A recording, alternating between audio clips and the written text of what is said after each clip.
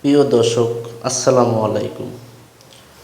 কুমিল্লায় মাইকে ঘোষণা দিয়ে চারটি মাজারে আগুন দিল তৌহিদি জনতা।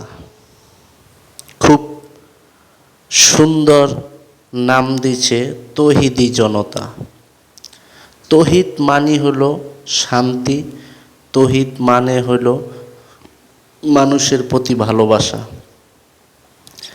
আর এই এজিদের বাচ্চারা, আবু জাহেলের বাচ্চারা, এই ধর্ম ব্যবসায়ী, এই মাজার কারো বাপের টাকায় করা না, এই মাজার ভিক্ষা কইরা করা হয় নাই, এই মাজার বাসগাড়িতে ভিক্ষা করে মাজার বানানো হয় নাই, রাস্তাঘাটে মাইকিন করে টাকা তুলে মাজার বানানো হয় নাই। মাজার বানানো হয়েছে এই মাজারের পীরের ভক্তের টাকা দিয়া, এই মাজারওয়ালার টাকা দিয়া।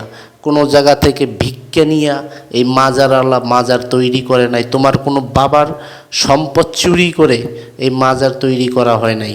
তাই আমি বলবো, এজিদের বাচ্চারা এখনও ভালো হয়ে যাও, আবু জাহেলের বাচ্চারা এখনও ভালো হয়ে যাও, নইলে কিন্তু সামনে অনেক ভয়াবহ হবে ইনশাআল্লাহ। তোমাদেরকে বলে দিলাম, সাবধান হয়ে যাও। আলেম নামের জালেমেরা আজকে মানুষের ধন সম্পদ পুড়িয়ে তারা আনন্দ করতেছে।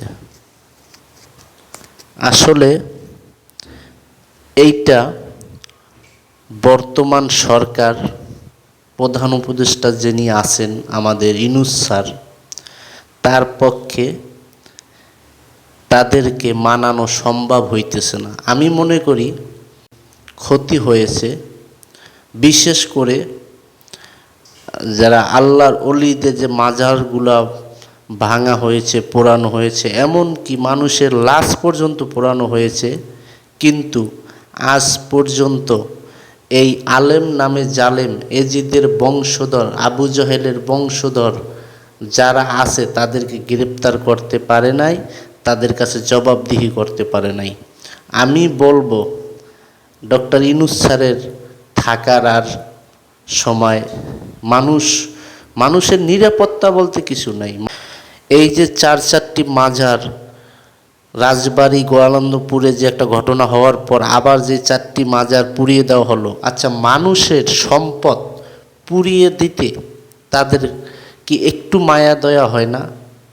সর্বোপরি তো আমরা মানুষ, তাই না? আর বিশেষ করে